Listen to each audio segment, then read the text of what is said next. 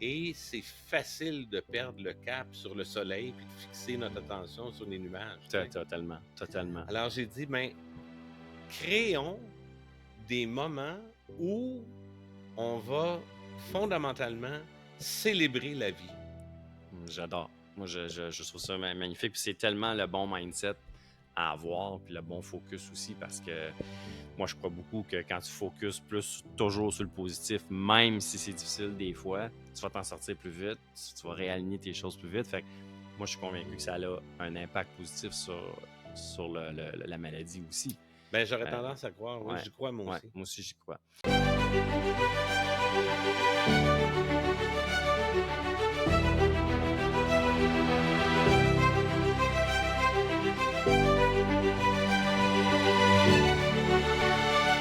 On part ça. Alors, bonjour tout le monde, bienvenue dans votre podcast préféré, Humain d'exception.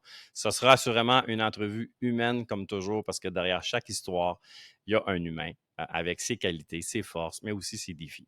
Et aujourd'hui, c'est un épisode spécial parce qu'on vous fait un lancement, on fait une annonce en même temps et je reçois nul autre que Steve Michaud, qui est le directeur régional de la Fondation québécoise du cancer en Outaouais. Tu sais, même moi, il faut que je sois certain de le dire comme pas. Donc, la Fondation québécoise du cancer en Outaouais. Plusieurs événements au cours de l'année avec la Fondation. Il y a en début d'année, Steve, tu me corriges si je me trompe, il y a le Festivi qui vient d'avoir lieu en juin, qui était magnifique. C'est une course de bateau dragon. Vous avez ramassé, je pense, 130 000 130 000 quand même à Gatineau. C'était au parc du lac Limay. Et ensuite, s'en vient l'événement dont lequel je vous annonce, si vous ne le savez pas déjà, je l'ai déjà dit sur mes réseaux sociaux, je vais être l'heureux et le privilège d'être l'ambassadeur de ce qu'on appelle la marche du grand défoulement pour la Fondation québécoise du cancer ici en Outaouais. Donc ça se passe le 23 septembre. On vous en parle en détail avec Steve durant le podcast. Et le dernier événement, ou le troisième événement dans l'année, c'est le Cancerto. C'est ça, gros événement d'envergure. Ça se passe où cette année?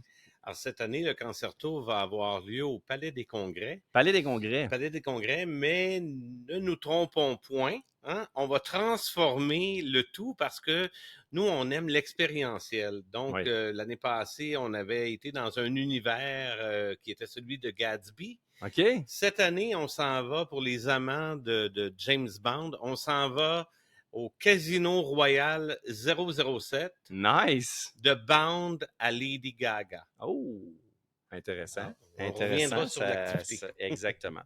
Donc, écoute, on va commencer ça, Steve. Parle-nous de la Fondation en premier. Moi, tu me parles de la Fondation. Après, je veux qu'on aille évidemment connaître l'humain derrière la gestion de tout ça, parce que quand même, tu es le directeur régional. Donc, avec ton équipe, vous faites de belles et de grandes choses. Fait que je veux connaître un petit peu plus l'humain derrière ça. Mais avant, faisons notre annonce, parlons de la marche, parlons de la Fondation. Fait que je te laisse aller là-dedans. Si j'ai des questions, je rebonds sur ce que tu vas dire. Absolument. Premièrement, merci beaucoup, Benoît. C'est un plaisir pour moi de partager ce temps de podcast-là avec toi. Merci d'avoir accepté de prendre le rôle d'ambassadeur et de le porter encore plus loin. C'est très apprécié. Merci. Bien content. Bien content. Tant mieux. Dans le fond, la Fondation québécoise du cancer, dans son satellite en Outaouais, nous, on est là pour aider les gens. C'est la grande distinction qu'il faut faire. Hein. Souvent, les gens nous mélangent avec la Société canadienne du cancer. Donc, moi, je l'explique très simplement, c'est que la Société canadienne, ils font un travail exceptionnel en recherche. Donc, ils sont en amont, ils sont dans le futur. Eux autres, ils veulent négocier avec la maladie pour l'enrayer dans le futur. Je comprends. La Fondation québécoise du cancer, mais ça le dit, c'est au Québec et non au Canada. Et notre mission est d'aider les gens au quotidien. Donc, d'être là pour non pas la maladie, mais pour l'humain derrière la maladie. Fait que l'humain qui est en train de vivre la maladie, qui passe au travers de ça, vous êtes vraiment comme concentré sur eux, les aider, des services, parce qu'il y a plein d'affaires, là, je pense, que vous pouvez absolument. offrir. Puis c'est autant l'humain qui vit la maladie, parce que quand la maladie arrive, il y a aussi toute la vie qui est là. C'est ça.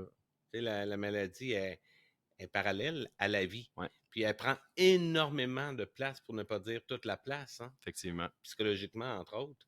Alors, nous, on est là pour pouvoir offrir des soins, des ateliers, des programmes, de l'aide, que ce soit au niveau de la nutrition, de la psychologie, du conditionnement physique, de l'art-thérapie.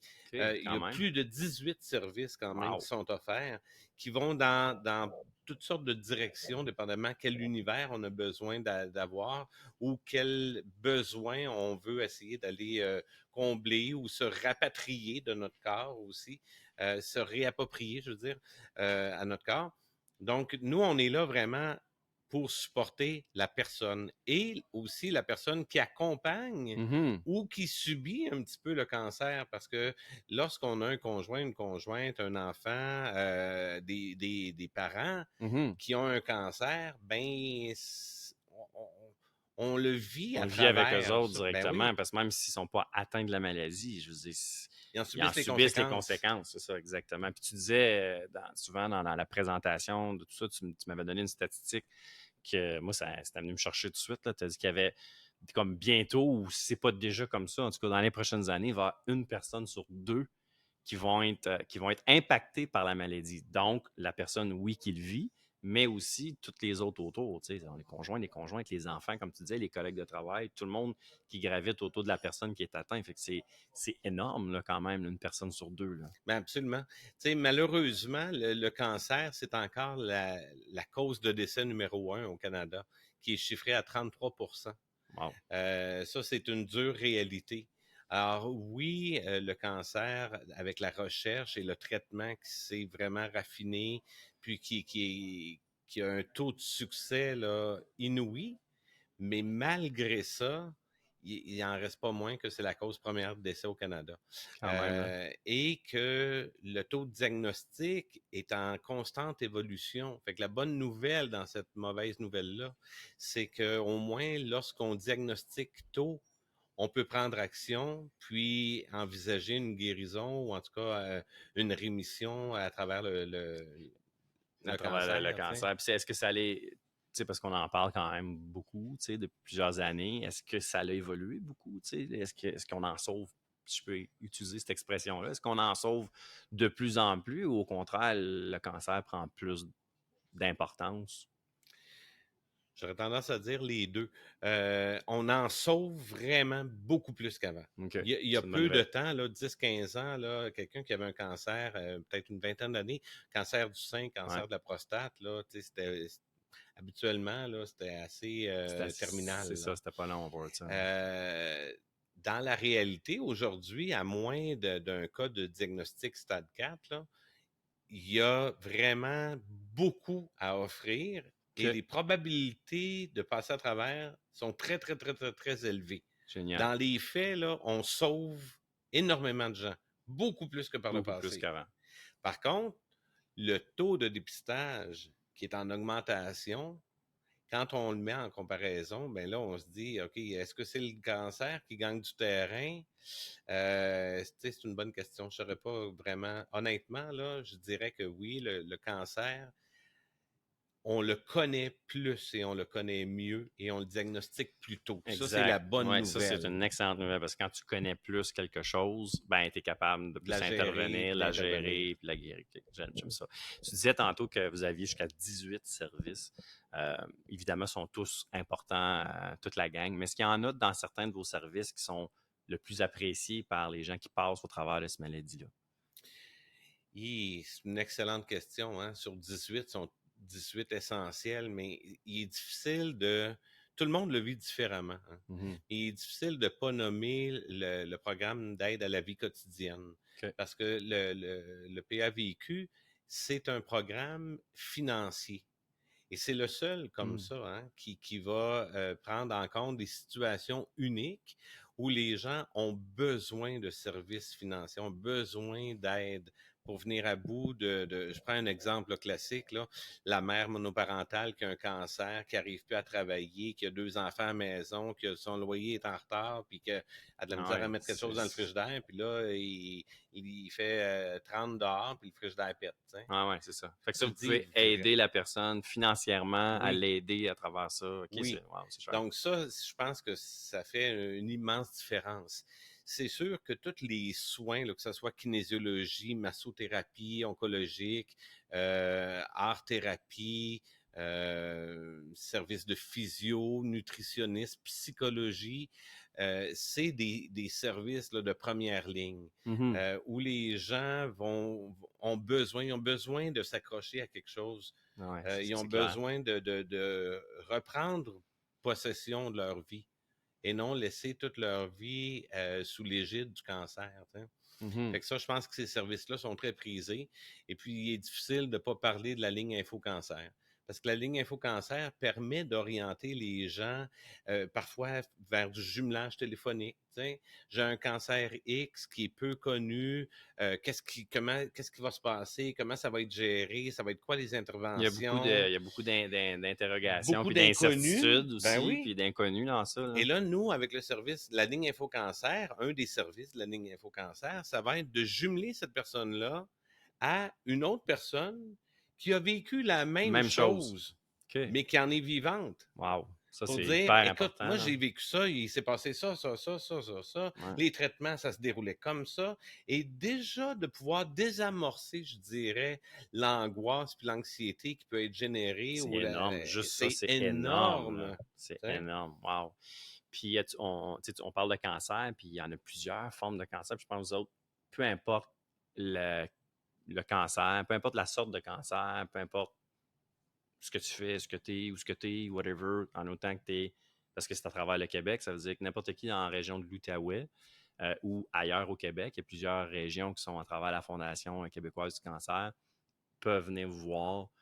C'est pas juste exemple pour le cancer du sein, ou Non, non, c'est non, non, vraiment non. pour tout, là, n'importe quelle forme de cancer. Non seulement c'est pour n'importe quelle forme de cancer, mais tu m'apportes sur un terrain, là. J'ai envie de partager le service de recherche et de la bibliothèque qu'on a, où les gens vont appeler ou envoyer un courriel en disant, moi, j'ai tel type de cancer, je trouve pas grand-chose dessus. Hmm. Et eux, on a 2 bibliothécaires qui vont faire des recherches Wow. pour aller trouver qu'est-ce qu'il y a d'écrit, qu'est-ce qu'il y a de telles choses, c'est quoi les recherches, c'est quoi, et qui vont pouvoir vous envoyer gratuitement des documents à la maison, des livres, vous informer sur quelque chose. Des fois, on est un peu perdu, hein? Puis Ouais, les docteurs totalement. Puis, Google, là, ouais, c'est ça, j'allais dire. et- Ça évite d'aller se perdre dans l'univers Google puis d'aller chercher de la fausse puis information. d'augmenter son angoisse. En plus, Ouais. c'est clair. Ouais, ouais, ouais. Ça, c'est cool. Il y a quelque chose dans la Fondation québécoise du cancer, là, si je me trompe, tu me corriges. Je pense que c'est dans la mission de la Fondation qui est célébrer la vie. Moi, c'est quelque chose qui est venu me chercher tout de suite parce que justement, quand tu es en train de passer au travers de ces défis-là, le cancer, c'est quelque chose qui est très prenant, tu l'as dit, c'est très prenant psychologiquement, c'est très prenant émotionnellement et aussi Physiquement. physiquement.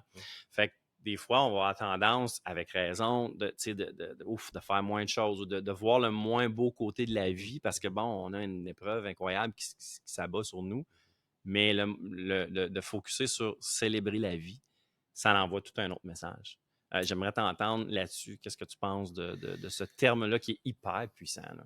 Ben, moi, je dirais que dans la mission comme telle inscrite, c'est de faire du bien au quotidien, tu Mm. sais. Maintenant, moi, quand je suis arrivé à la direction de la fondation, j'ai voulu porter un des slogans, pardon, qui était "On est plus fort ensemble" Ouais, vraiment. contre le cancer. J'ai porté ça un petit peu plus haut, puis j'ai dit, ben, soyons non seulement plus forts contre le cancer ensemble, ça c'est très vrai, je l'utilise Mhm. souvent, mais pour moi, si on était à l'unisson pour la vie Mhm. Mhm. et qu'on célèbre la vie, parce qu'on s'entend dans l'expérience humaine, là, cancer ou pas cancer, tu sais, je veux dire, c'est jamais tout bleu, tout rose, là. Non, évidemment. sais. Et l'humain étant fait comme il est, ben plus souvent qu'autrement, on va me porter notre attention sur ce qui va pas bien. Puis je peux très bien me projeter dans une situation où on m'annonce que j'ai un cancer X, puis que là, attends un petit peu, là, qu'est-ce qui va arriver avec ma vie, avec ma famille, avec ma carrière, avec mes avoirs? Parce que, tu sais, souvent les gens pensent que les traitements sont pris en charge par la, la carte Ouais, soleil. ouais, la carte C'est d'assurance maladie. moi, mais Ça c'est trahit ton âge sur la carte soleil. ouch! C'est pas toutes c'est pas tous les traitements qui sont Ils sont justement pris couverts. OK. en charge, tu sais. Et donc, tous les tracas que ça peut apporter, il Ouais, y c'est en a sûr. que ça va être les aspects légaux, puis tout ça. Je dis, wow, OK, là, t'es pris là, pour, tu sais, quelques années à être dans cet environnement-là. Et c'est facile de perdre le cap sur le soleil puis de fixer notre attention sur les nuages, tu sais. Totalement, totalement. Alors, j'ai dit, ben, créons des moments où on va fondamentalement célébrer la vie. J'adore. Moi, je trouve ça magnifique. Puis c'est tellement le bon mindset à avoir, puis le bon focus aussi, parce que moi, je crois beaucoup que quand tu focuses plus toujours sur le positif, même si c'est difficile des fois, tu vas t'en sortir plus vite, tu vas réaligner tes choses plus vite. Fait que moi, je suis convaincu que ça a un impact positif sur la maladie aussi. Ben, j'aurais Euh, tendance à croire, oui, ouais, j'y crois moi ouais, aussi. moi aussi, j'y crois. Parlons de la marche. La marche du Grand Défoulement qui est cette année le 23 septembre. On est justement ici, on ne l'a pas dit à l'entrée de jeu, mais vous allez peut-être le voir, on l'avait peut-être vu dans la démo au début.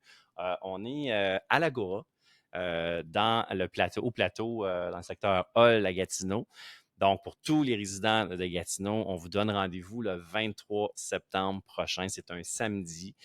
Steve va vous donner tous les détails dans pas long, mais on est à l'Agora. Puis on est reçu par le Spritz, qui va amener aussi sa contribution à la fin de l'événement le 23 septembre. Donc, on fait le podcast ici. Donc, merci à l'équipe de Nicolas et du Spritz de nous recevoir.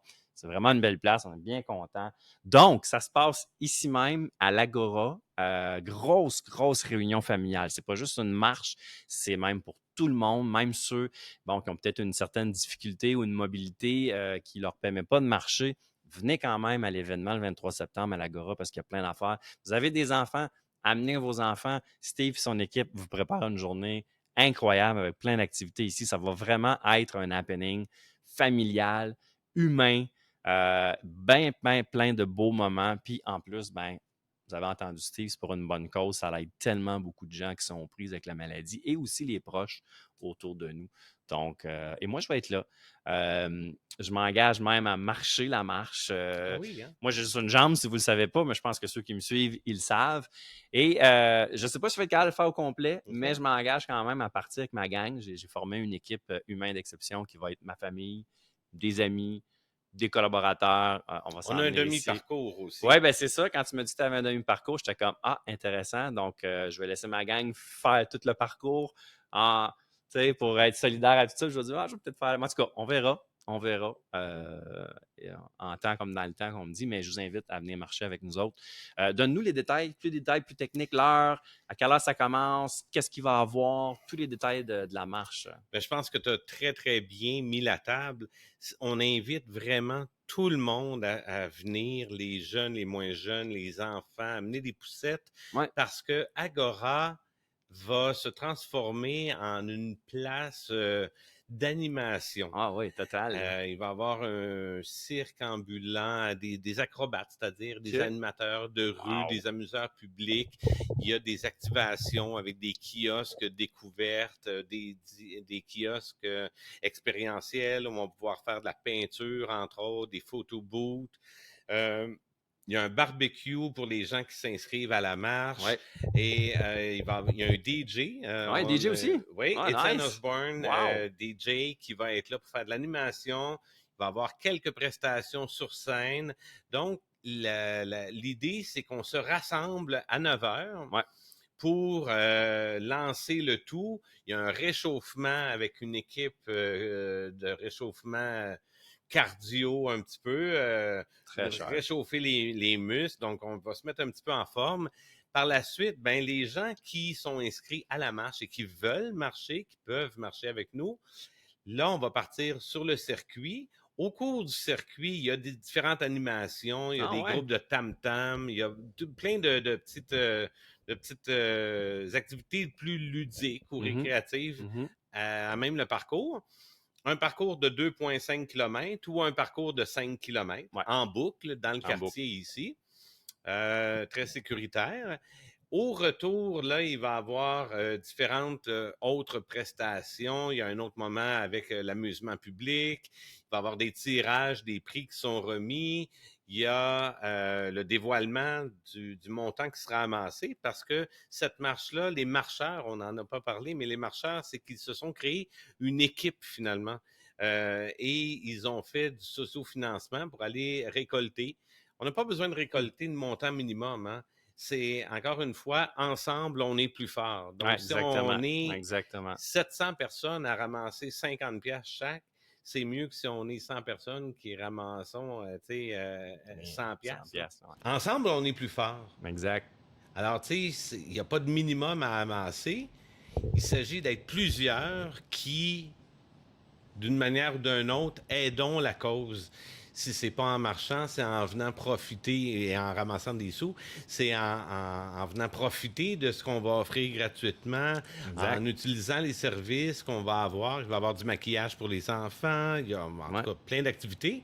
Et à la fin, après avoir dévoilé le montant amassé, on va avoir, comme je le disais, là, un barbecue. Ouais. Et on invite les gens par la suite qui le veulent. S'ils ont envie, une belle journée comme aujourd'hui, par exemple, là, le 23 septembre, là, ça se pourrait qu'il fasse très beau. Là. Ben oui, on a des contacts avec Dame Nature. Fait Et que, voilà, il n'en fallait pas plus. on a déjà organisé ça. Et là, les gens vont être invités à venir prendre un verre au Spritz, Ouais. au bar, à la terrasse en haut, deuxième. Très Et cool. puis, Très, ben, très cool. profiter du restant de la journée. S'ils veulent, je pense que le Spritz nous concocte un cocktail tout spécial Pour pour la journée. la journée Wow. pour la fondation. Donc, C'est ça génial. s'annonce vraiment Ça va une être belle vraiment une journée. belle journée. Vraiment D'autant une belle plus que journée. c'est un samedi, puis le Ouais. samedi, il y a le marché public en En plus. plus, juste à côté. Donc, tu sais, les gens peuvent vraiment profiter là, toute la journée à Agora avec nous Ouais. pour, en épaulant, de penser, peut-être même financièrement, des gens qui veulent faire un don, pour aider les gens qui ont choisi d'être des humains d'exception, hein, qui ont J'aime ça. choisi de dire oui à la vie et d'essayer de tout mettre les chances de leur côté pour rester des humains En vie. d'exception et en vie. Et surtout en vie. Ouais. Puis tu l'as dit aussi, c'est symbolique aussi d'être ici. On peut tous donner quand même un petit quelque chose monétairement, mais ça n'a pas besoin d'être. Y allons avec nos moyens, mais Oui. d'être ici, d'être à la marche, d'être à cette journée-là, plus il va y avoir de gens, plus ça va envoyer un signal à tous ceux qui sont atteints du cancer de dire OK, on n'est pas tout seul On n'est là-dedans. pas tout seul Là, là-dedans. on est vraiment, il y a une expression qui dit walk the talk. Là, on Oui. dit ensemble, on est plus fort, mais si on est tous une méchante gang ensemble, on va être définitivement plus fort. Puis le message, le signal qu'on va envoyer comme support à ces gens-là, ça vaut beaucoup, ça. Ça vaut Il n'y a pas à énormément. dire, même, je rebondis sur ça, Benoît, tu as entièrement raison. Il n'y a pas à dire. Moi, comme directeur, c'est sûr que mon devoir, ma fonction, c'est de m'assurer que les levées de fonds fonctionnent bien, tu sais. Mais Ouais. au-delà de ça, pour moi, ce qui est le plus important dans tous les événements qu'on fait, mais particulièrement dans celui de la marche, parce qu'il s'adresse au grand public, c'est de voir des humains rassemblés devant Totalement. pour soutenir cette cause-là. Je parle même pas de financement, je parle pas de sous, je parle pas d'argent.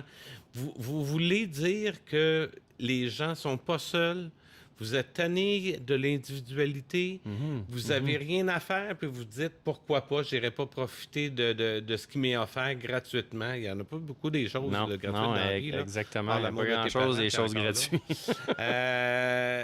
Donc, j'invite les gens à venir parce que, comme tu l'as si bien dit, juste d'être là par la présence humaine, c'est déjà un don d'espoir et un briseur de solitude pour ceux qui traversent cette épreuve-là. J'aime ça. Un briseur de solitude pour Ouais. ceux qui sont là-dedans. J'adore ça. J'adore ça. Puis j'ai envie de On rappellera à la fin, puis aussi sous la vidéo, quand on va la publier, on va mettre tous les détails aussi de la marche. On va même mettre le lien aussi qui est la marche GD. Comme dans Grand Défoulement. Donc, .ca. lamarchegd.ca. Ouais. Et puis là, une fois rendu sur le site, vous sélectionnez Gatineau. Ouais. Pour la marche qu'on va faire ici. Et puis, vous allez avoir toutes les informations pour créer vos équipes et on invite les gens à se joindre à nous, évidemment. Oui, certainement. Donc, au-delà de ça, avec ça, à côté de ça, ou peu importe, moi, j'ai envie de savoir, Steve, qu'est-ce que toi te motive là-dedans? Pourquoi tu fais ça dans la vie? Qu'est-ce qui fait que le matin, tu te lèves, tu donnes le plus beau et le plus bon que tu as à offrir à cette cause-là? Oui, je sais que c'est un job, c'est un travail, mais tu es un gars passionné, pour te connaître un peu maintenant. Tu es un gars pour qui cette cause-là tient à cœur, tu es motivé, tu fais des grandes choses déjà en si peu de temps que tu es déjà là. Merci. Qu'est-ce qui te motive à faire ça? Le bien. Juste le bien? Ben, voir que tu as un impact positif et significatif.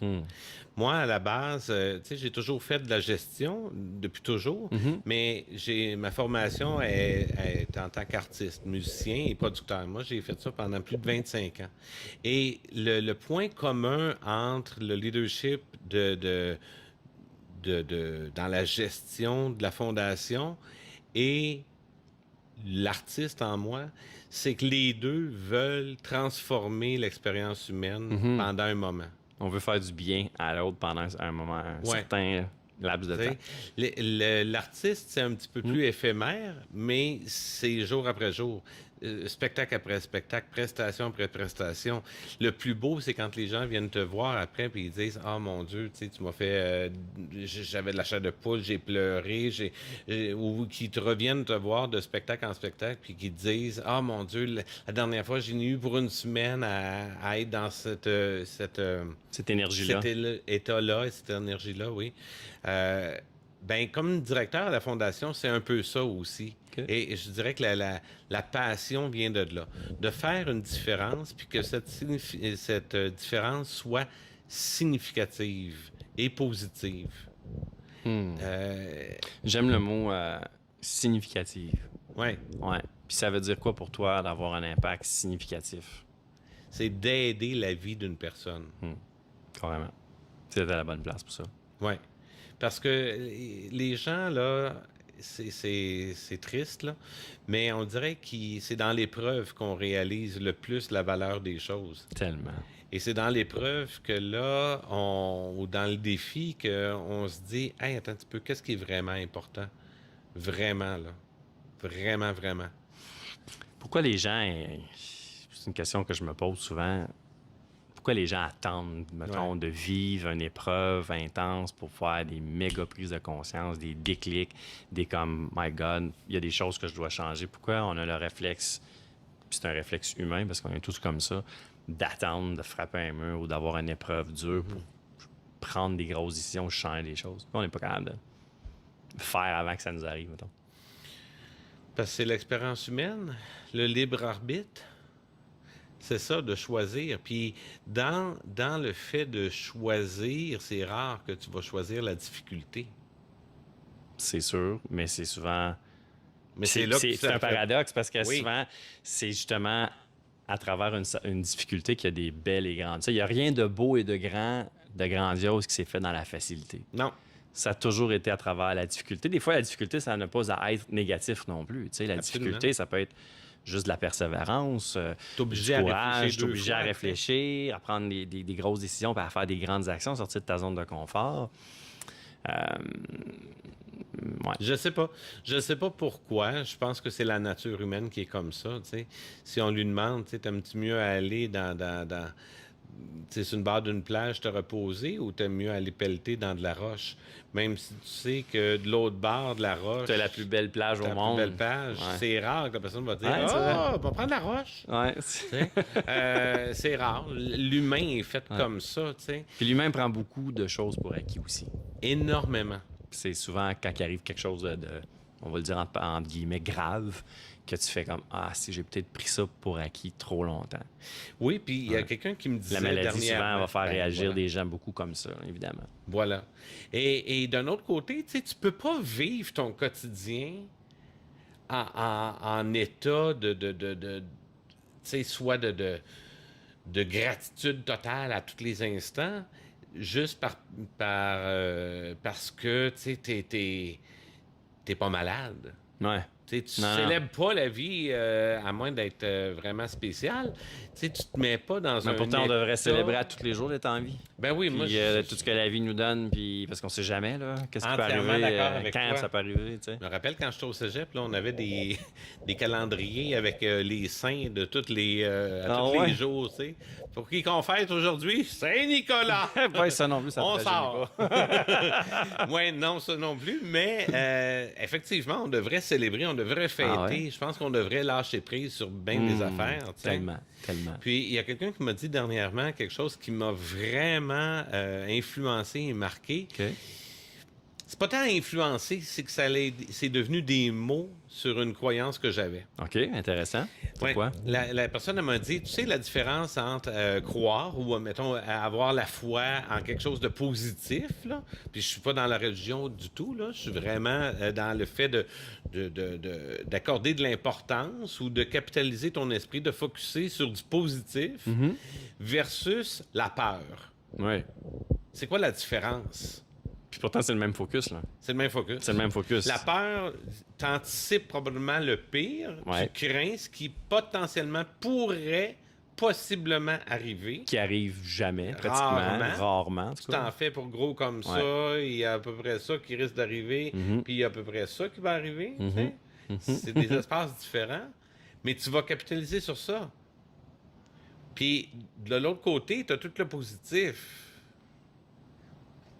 Puis là, j'entends déjà des détracteurs dire ah oui, mais ça, c'est une pensée simple. C'est non, moi, je suis conscient. Ben, good, sois conscient. Je me considère pas inconscient, mais je focus sur quelque chose qui m'apporte de l'espoir. Exact. Quelque chose qui m'attire vers l'avenir avec du positivisme. Ouais. Parce que l'avenir, il n'est pas encore dessiné. Non. Puis Fait que j'ai encore de l'emprise. l'avenir, tu peux en faire ce que tu en veux avec l'avenir. Puis tu sais quoi la différence des deux? Le présent. Il est où le... Oui, mais plus que ça, la différence entre aller vers ton focus sur ce qui est positif, ton avenir positif, inspirant, que tout est possible, etc., et le négatif, c'est le choix. Le choix. C'est juste un choix qu'on fait. Oui. Puis tout le monde a ce choix-là. Oui. On est chanceux, l'humain, on a le pouvoir de décider. On est capable de décider tout ce qu'on veut. Fait que moi, je reviens à ta question. Ouais. Puis je me dis, ben ça m'anime le matin. C'était quoi encore ma question? Ta question, c'est qu'est-ce qui te passionne là-dedans? Ah oui, Comment qu'est-ce qui te fais motive? ça? Tu te lèves le matin, puis ouais, c'est exactement ça. C'est ça, c'est de faire une différence positive et significative. Comment? Ben, quand la personne décide de mettre son focus sur sa vie puis de célébrer ce qui va bien plutôt que d'être consterné avec les difficultés. Puis je juge pas là, quand je dis ça. Non, on n'est pas dans le jugement. Il y a des fois, moi-même, là, je suis consterné par ma réalité. C'est ça, j'allais te demander, est-ce que toi, à tous les jours, tu fais ce choix-là aussi pour Non, toi, pas tout même le temps. dans ta vie personnelle? Pas tout le temps. Je pense que l'humain est ainsi fait. T'sais, au plus que possible, je vais choisir le positif, mais il y a des journées où ce que tu te lèves, puis c'est plus difficile, c'est plus tough. Puis comment tu respires. Tu changes ton mindset pour te ramener dans le C'est un peu positif. comme la température. Tu acceptes qu'aujourd'hui, il y a des nuages. Ouais.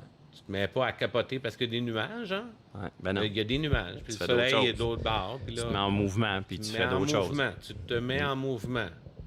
Ou tu acceptes carrément de ne pas être en mouvement. Tu dis, aujourd'hui, ça va être une journée comme ça. Là. C'est une journée... J'aime beaucoup ton... C'est bleu, là. Ben, c'est bleu. Ben exact. Puis il y a de l'acceptation, puis l'acceptation, c'est un méchant gros morceau dans sa vie qui nous amène à plein de belles choses. Parce que souvent, pour se mettre dans sa zone de génie ou pour se mettre sur son excellence, comme je dis, moi, allumer son excellence, ben, il faut que tu acceptes beaucoup de choses avant. Ouais. Y a-t-il quelque chose dans ta vie, toi, en général, que tu as accepté, mais que ça a été comme quelque chose de difficile à faire? Ben, en ordre alphabétique ou d'importance? D'importance, Non, je dirais. D'importance, je vais mettons. parler du Celle qui te présent. vient. Actuellement, je dirais qu'un de mes défis, c'est de me calmer, OK. de trouver un rythme moins intense, moins soutenu. C'est comme un Intéressant. marathon, c'est le fun, mais au 42e, ça arrête. Tu sais. Ouais. Parce que ça bouge constamment, parce que tu as Ouais, plein d'idées, ouais, ça va pas assez vite. ouais. OK. Dans ce C'est- sens-là, ouais. tu veux calmer un peu le hamster là, qui t'a déposé un peu plus Énormément. Tu sais, parce OK. que quand tu vois la grandeur de la tâche, quand tu vois combien il y a des gens qui sont impactés et combien de gens nous connaissent même pas encore, Ouais, tu te effectivement. dis, aïe, aïe, je peux pas arrêter là aujourd'hui parce qu'il est 4 heures, il faut que j'arrête. Ouais. Non, attends 2 minutes, là, il y a du monde qui ont besoin d'aide, ils savent même pas qu'on existe. Attends 1 minute, là. Ouais. Mais à un moment donné aussi, tu sais, Mais il faut que. t'as toi c'est ça. aussi, là. Tu Exactement. penses à toi aussi là-dedans à un moment donné, parce que, tu sais, si toi, tu te brûles, tu pourras pas aider les autres, là. Exactement. Fait que là, c'est mon petit défi personnel là, de ce temps-ci, c'est OK. trouver l'équilibre là, OK, Dans tout ça. dans tout ça. Intéressant. Beaucoup de gens aussi, en tout cas, moi, c'était mon cas. Je savais pas, avant tu m'approches pour la fondation, que tu étais un ténor, Ouais. un chanteur. Même, je suis allé voir des vidéos de toi, c'est incroyable, là. Ah, ben, C'est merci. impressionnant. Là. Puis tu joues, tu es un pianiste aussi. Ouais. Ténor, là, moi, je connais pas les choses dans l'opéra, là, les différentes ténors. Ténor, c'est toutes la sortes voix d'affaires, aiguë là. des hommes. OK. Puis écoute, j'ai vu que tu as fait des choses avec. J'ai même vu une publication de toi sur l'Opéra de Montréal. Tu as fait aussi une soirée d'opéra avec Nathalie Choquette, Gino, tout ça. Écoute, j'ai vu plein d'affaires sur toi quand je suis allé googler Steve Michaud. T'es-tu déjà googlé? Non, c'est rare que je fais ça. Et j'ai mis mon site web en reconstruction. Oui, ça aussi, je l'ai Fait vu. il est plus actif tant que ça, mon site web. Avant, c'était un site web d'artiste. Puis et de j'ai vu que tu avais producteur. étudié, tu avais même pris de la formation à Juilliard. Dans plein d'affaires de même, là, c'est quand même assez intéressant et impressionnant comme parcours. Ben, merci. Ça n'a pas le but d'impressionner. Non, mais tu sais, quand tu parles de l'artiste, tu sais, puis Ouais. puis j'en parle aussi parce que c'est le fun, parce que tu viens de dire tantôt, tu sais, ce qui me motive aussi, c'est tu sais, que c'est là, quand on est un artiste, on veut faire du bien Ouais. à nos gens, à notre public, tout ça. Tu réussis à le faire aussi avec ton travail maintenant à la Fondation. Fait que on peut comprendre, tu sais, où le côté artistique de Steve, où ce qui vient, tout ça. Oui, puis le côté événementiel. Événementiel aussi, parce que C'est- tu as été producteur Oui. aussi. Tu as produit, j'imagine, tu t'es peut-être au même autoproduit. Oui, je me suis autoproduit, mais j'ai travaillé comme producteur aussi, producteur délégué pour des organisations, puis faire de la représentation à l'étranger pour le Canada, tu sais. Ouais. Donc, c'est sûr que quand tu es dans l'événementiel de représentation, que ce soit pour toi ou pour d'autres, là, l'événementiel prend une partie importante C'est sûr. de l'espace, puis toute la logistique. J'aime ce milieu-là. Ouais. J'aime l'énergie qu'il y a, puis j'aime surtout, encore une fois, c'est le même but qui est atteint, là, qui fait mouche, c'est de faire du bonheur. Exact. Tu sais, de permettre Ouais. aux gens de célébrer. Alors, la fondation, pour moi, c'est pas comme un parcours. Tu sais, ça peut sembler comme ça, puis je le comprends que plusieurs me voient là puis disent, mon Dieu, c'est quoi le rapport? Tu sais, Ouais, comme ouais, elle ben, est la question, parachutée un peu, ouais, la tu sais, question là. se pose. Ouais. La question se pose, tu sais, je comprends.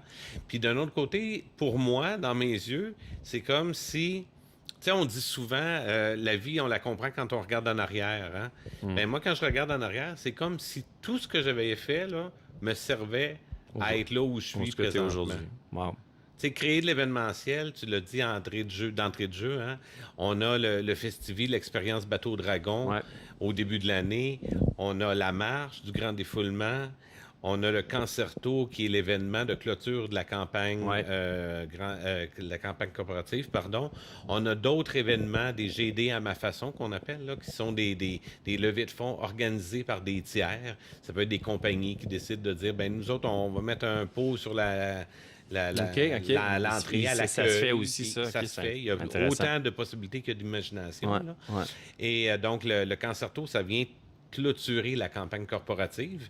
Et là, on va ouvrir une nouvelle expérience, Festivie, l'expérience. Oh, c'est à venir! Ah, on sait pas! Pensais d'avoir un scoop aujourd'hui, moi, là. Au mois de février 2024. Nice. Fait que t'apportes tout ton côté artistique là-dedans, Oui, d'événementiel, puis, de voilà. producteur. Fait que, tu sais, ça te sert aujourd'hui. Est-ce que tu fais encore des spectacles au Oui. niveau de opéra et tout ça? Oui, j'en fais encore. Il y a des...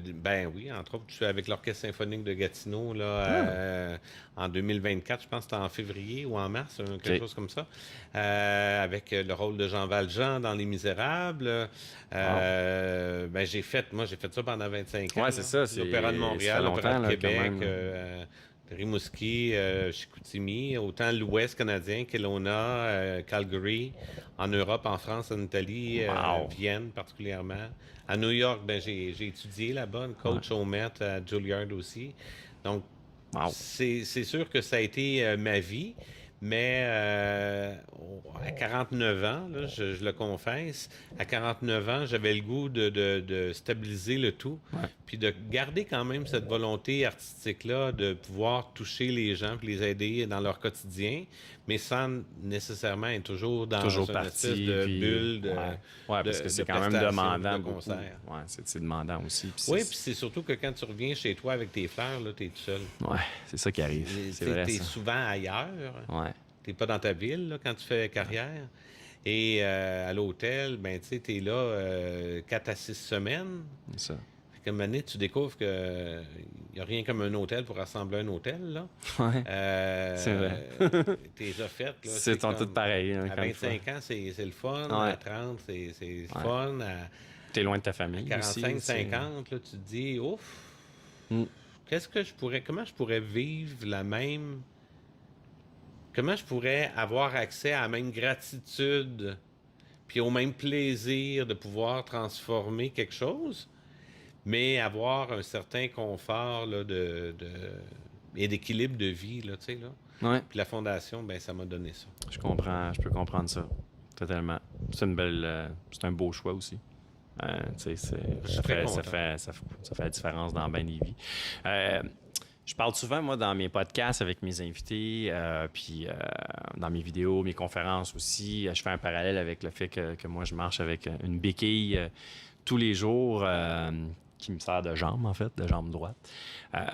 Mais que tu n'as pas besoin d'avoir un handicap ou une différence physique pour être aux prises avec des béquilles, mais des béquilles invisibles. Donc, des béquilles qu'on a ici psychologiquement, émotionnellement, qui nous ralentissent très souvent dans nos objectifs, dans notre carrière, dans notre développement personnel, dans plein de choses. Puis, le fait de s'en libérer, après, c'est là qu'on est capable de briller un peu plus, qu'on est capable d'allumer son excellence. J'ai envie de te poser comme question, quelle béquille dans les dernières années, quelle béquille invisible dans les dernières années que tu as réussi à briser ou à te libérer ou à accepter ou à surmonter pour qu'après, ça fasse une différence dans ta vie personnelle ou professionnelle?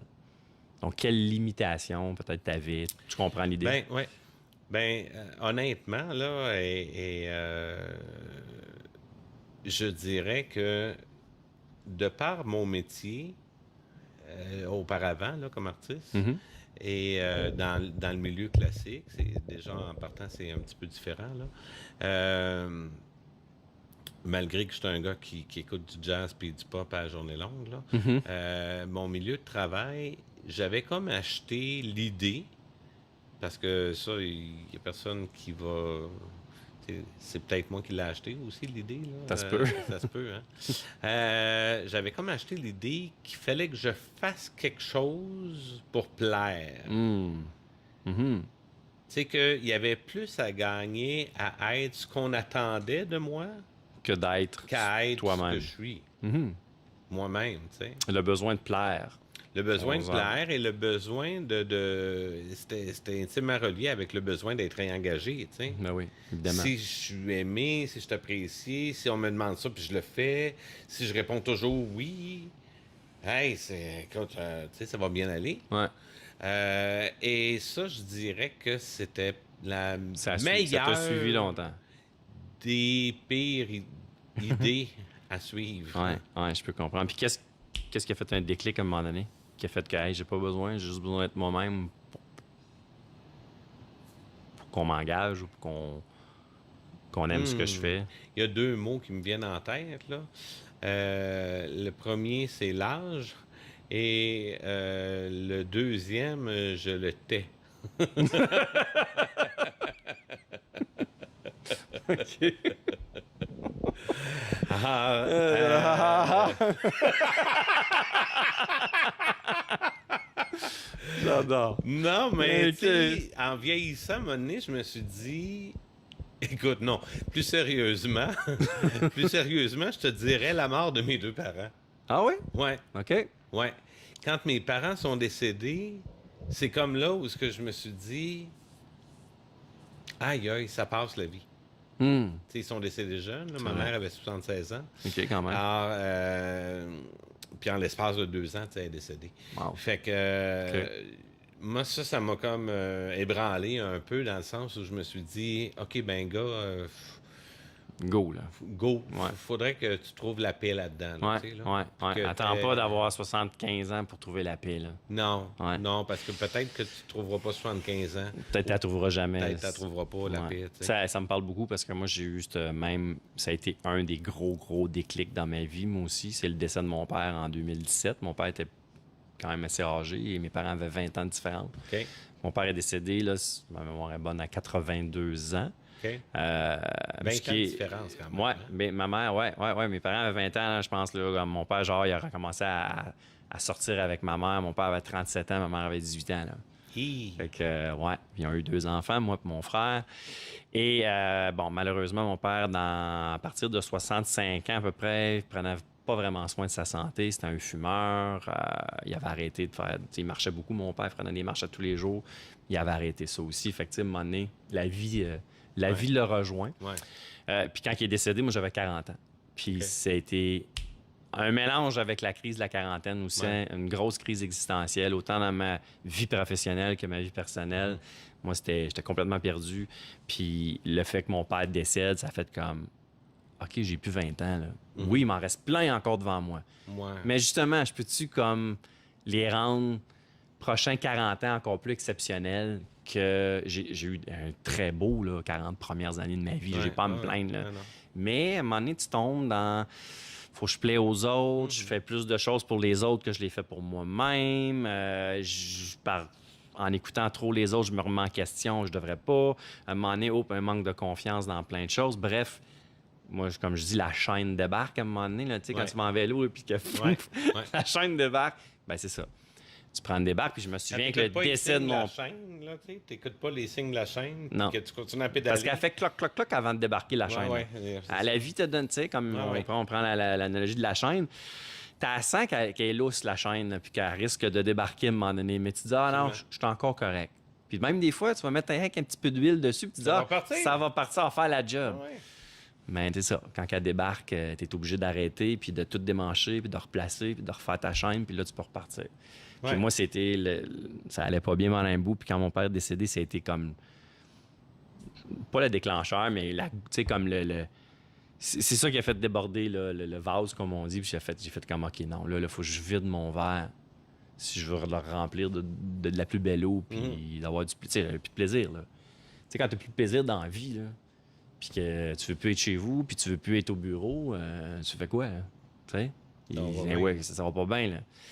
Puis quand tu dis que tes parents t'ont fait réfléchir sur le reste de ta vie après, moi, c'est exactement ça qui est arrivé aussi par rapport à mon père. Heureusement, j'ai encore ma mère, puis elle est en pleine forme. Elle vient d'avoir 70 ans. Ça va vite, hein? Ça va vite. Ça va Moi, vite. c'est drôle, tu sais, tu parles de la crise de la quarantaine, là. Moi, L'as-tu vécu, toi? Moi, j'ai eu la crise de la quarantaine vers 38, tu sais. OK. 38, ça a été Petit peu comme avant, ouais. une petite C'est houleux, là. crise de gars, là, tu OK. sais, là. Je suis pas là où ce que, tu sais... Ouais, je suis pas là où je voudrais être. Ouais, je- c'est ça, là, tu sais. J'ai là. pas atteint. Crise d'ego, je parle, je Ouais, pense plus. ouais, c'est bon, Puis ça. Prise de l'ego. à 45 ans, là, c'était pas une... C'était, OK, attends un petit peu. Moi, je veux être aligné avec moi. Je veux arrêter de... Je veux plaire pour ce que j'offre, pour ce que j'ai, ce que je suis. Pas pour ce que je suis capable de fabriquer pour un rôle. Hmm. exact. Parce que moi, c'était beaucoup ça. Là. Ouais, tu fabriquais des choses pour avoir le rôle, mais là, là tu t'es dit, c'est ce que moi j'ai, ce que je suis, ce que j'ai à offrir qui va me permettre d'avoir le rôle. Ce que j'ai envie, tu sais. Ouais, aussi. Ce que j'ai envie de montrer, ce que j'ai envie de dire, même comme artiste, là, je fais un parallèle, même comme artiste. Approche-toi un peu de... J'ai commencé à faire des spectacles où on offrait un peu ce qu'on appelle du crossover, là, c'est quoi du crossover? Ben, par exemple, là, je peux chanter de la chanson française ou des tunes un peu plus pop, mais avec ma saveur. Ouais, je comprends, ouais. Ça, c'est très critiqué dans le monde classique. Puis, tu sais, moi, je me disais, dans le fond, pourquoi je m'empêcherais de faire certaines choses, de chanter certaines pièces ou de jouer certaines mélodies? Déjà là aussi, il y avait déjà une dichotomie parce que les gens en classique, tu sais, c'est comme si tu es chanteur, tu peux pas être pianiste. Ah ouais, hein? T'sais. Pourtant, il y en a maintenant qui... Oui, mais tu sais, c'est... Elton John. Oui, mais là, regarde... Non, c'est dans le pop. OK, le classique, excuse. Fait que le classique, tu peux pas être chanteur ben, puis jouer ton piano. Ça, c'est... Ah ouais, il y a comme... Il y a quelque chose, là. Ah ouais? Ouais. C'est le fun, tu sais, avec un verre de bière sur le coin du piano dans le bar, là, c'est comme il est versatile. Mais pas en spectacle officiel. En spectacle, c'est comme voyons, non. Ouais, il y a son pianiste, puis lui, il chante. Ça vient d'où, ça? C'est parce que ça a toujours été comme ça depuis ça, le modèle. toujours, OK. C'est ça le modèle. Pourtant, tu sais, je veux dire, y a-tu quelqu'un, puis là, je vais remonter loin, là, je vais remonter à Mozart, mais y a-tu quelqu'un qui a reproché à Mozart de jouer du clavecin? Non. Ou du pianoforte? Non. C'était Mozart. Pourtant, c'est un compositeur. Ouais. C'est qu'il avait à jouer un instrument ou qu'est-ce qu'il avait à diriger. C'était pas un... Non. Tu sais, lui, là, c'est typique, là.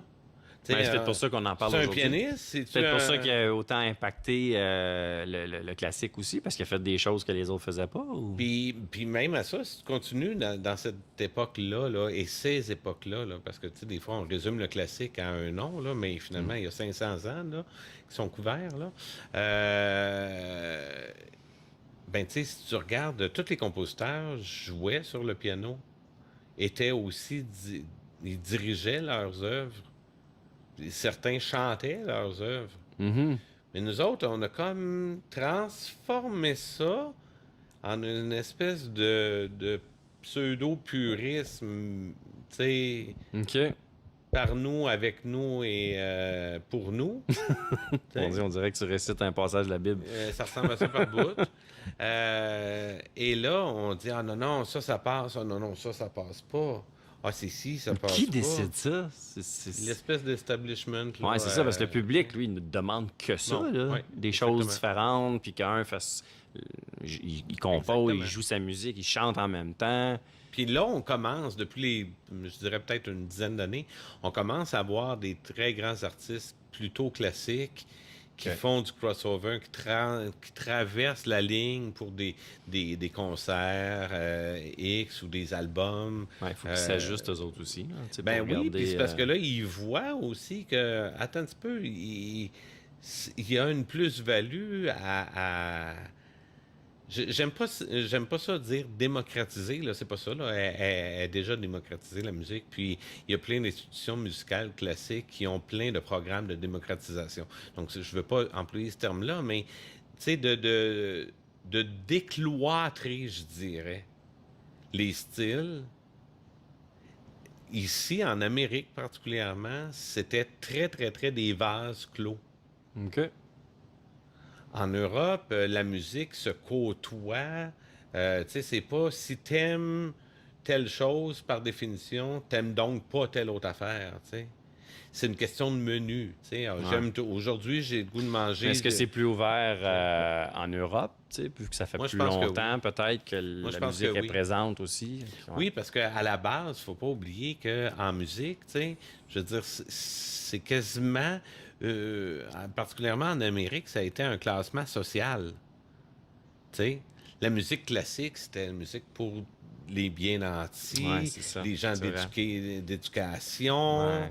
Il y avait tout un décorum qui allait avec ça. Alors qu'à la base, l'opéra, je veux dire, c'était la taverne du coin, là. Ah ouais. Il n'y avait pas des chaises de velours, là. OK, moi, dans mon esprit, c'était l'inverse. Non, non. L'opéra, c'était la haute gamme, la bourgeoisie. On avait l'opéra de la bourgeoisie, l'opéra de la cour. Ouais. Ça, c'est une chose. Okay. Mais en Allemagne, ils appellent ça le Volksoper. Puis le Volks, ça veut dire le peuple. Ouais. Ouais. L'opéra du peuple, là, c'est littéralement, à part le bâtiment, là, c'est la taverne. C'est-à-dire qu'il y a une scène, il y a un show qui se passe à la scène, puis le monde était debout, puis il buvait, puis Prost! Pendant que l'autre chante l'opéra. Oui. Alors, tu vois-tu le chemin qui s'est fait? Hein? Ah ouais, je peux comprendre. Wow, OK, tu m'apprends ça. Puis, tu sais, quand l'Amérique a commencé à avoir accès aux voyages à l'étranger, ou quand l'étranger est venu habiter en ici, Amérique, là, c'est là que on a fait comme, OK, attends un peu, on va recréer ce qu'on a vu ou ce qu'on a connu parce qu'on était là-bas, un des deux, là. Et là, ça va être, c'est la totale, là, on se la joue, là, guindé, puis tout. Puis, un grand bien en face, là, des fois, ça peut être le fun de se jouer, comme on dit en québécois, hein, on va se la péter. Là, on va se la péter, ouais. On veut être bien habillé, la belle robe, le petit verre de champagne, le bon petit souper. Puis, parce que l'opéra, c'est comme... la totale. Puis, pardonne mon non, je le pardonne pas. Comment on dit ça? Pardonne mon ignorance ou quelque chose que j'ai pas encore fait. Mais puis d'ailleurs, on en a parlé justement il y a pas longtemps. Ma blonde, c'est quelque chose qu'on veut faire. Moi, je suis jamais allé voir un opéra. Mais moi, dans ma tête, c'est ça. Le soute, le gros soute, ta blonde avec sa belle robe, tout ça. Là, toi, tu me parles. Non, il y en a que c'est dans la taverne. Je suis comme, OK, t'as un peu, là. Mais c'est ce qui est beau de cette conversation-ci, là, c'est que encore une fois, on réalise à quel point la fabrication et la commercialisation d'une image a joué un rôle. Totalement. Puis ça, c'est pas juste dans l'opéra, dans tout. Tellement de choses. Puis la perception aussi que les gens peuvent avoir d'une chose alors que c'est pas la réalité. Souvent, des gens m'ont dit, mon Dieu, hey, on te connaissait pas. Moi, je pensais que tu étais un chanteur d'opéra, tu sais, bien sérieux. Puis quand ils me connaissent personnellement... Les gens pensent que t'es sérieux? Oui, c'est ça. Puis, tu sais, ça me fait toujours rire. Ouais. Puis quand j'étais artiste, à temps plein, là, je disais aux gens, mais vous savez, les moins sérieux les plus sérieux dans la salle là, sont vraiment dans la salle. Okay.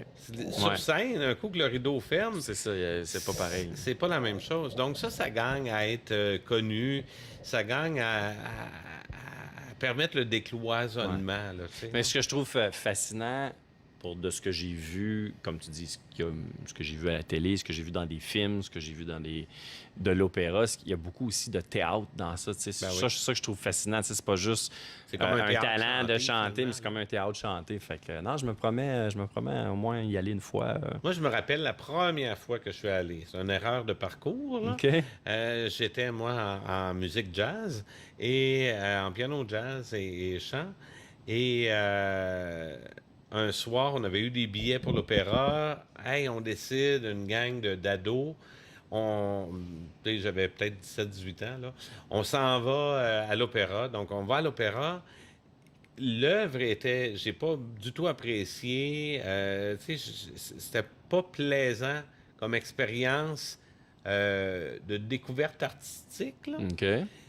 Mais ça a été un coup de cœur par la démesure, tu sais, les voix plus grandes que nature, l'orchestre, les décors, le théâtre.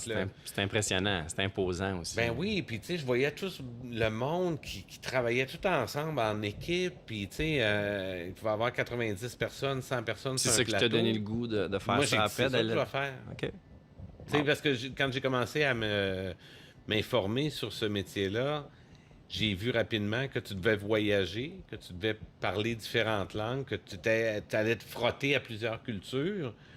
Donc là, j'étais comme, wow, la découverte, je vais pouvoir aider plein de monde, je vais pouvoir faire plein d'affaires dans plein de cultures. Et ça a été ça mon déclencheur. OK, intéressant. Là, après ça, j'ai fait ma vie, ma carrière. Maintenant, je vois que tout ça m'a servi à avoir une capacité d'écoute puis d'empathie pour des réalités qui ne sont pas nécessairement la mienne, mais que je sais que je peux aider et faire une différence positive. Puis c'est ce que tu fais maintenant au quotidien avec la Fondation. Écoute, on termine le podcast sur une dernière question que je pose à tous mes invités. Dans tes mots à toi, dans ce qui te vient à l'esprit, c'est quoi pour toi un humain d'exception? Le podcast s'appelle Humain d'exception, donc pour toi, c'est quoi un humain d'exception? Pour moi, un humain d'exception, c'est quelqu'un qui est délibérément choisi de, de faire les choses, non pas avant tout pour lui, mais avant tout pour un bien commun. Mm. Ça, c'est pour moi, tu sais, des humains d'exception, il y en a de toutes les sortes. Évidemment, évidemment. Tu sais, il y a des donneurs, il y a des receveurs dans la vie, il y a des créateurs, puis il y a des faiseurs de magie, et il y a des alchimistes, on devrait dire. Mhm. Il y a de tout. Et tout ça, il peut être propice à être un humain d'exception, puis je pense que ça l'est. Mais quand une personne dit, moi je pense que j'ai du plaisir à voir le bien émerger dans un contexte, puis là, tu sais, il y en a qui vont dire, ouais, c'est quoi le bien? Ben, tu sais, grosso modo, tout le monde le sait un peu, qu'est-ce qui est pas Je pense que oui. mieux que moins, tu sais. Ouais, ce qui est bien, puis ce qui est mal. Ouais, Je pense c'est que ça. les gens... C'est des en concepts tout cas, galvaudés, là, mais, tu sais, grosso modo, là, tu sais, quand t'es tourné vers les gens, puis que tu fais naître du bien, ben, je me dis, ça, c'est un peu d'exception. ouais. Dans le contexte actuel, là. C'est de faire sa différence, c'est de faire son impact d'exception à sa manière.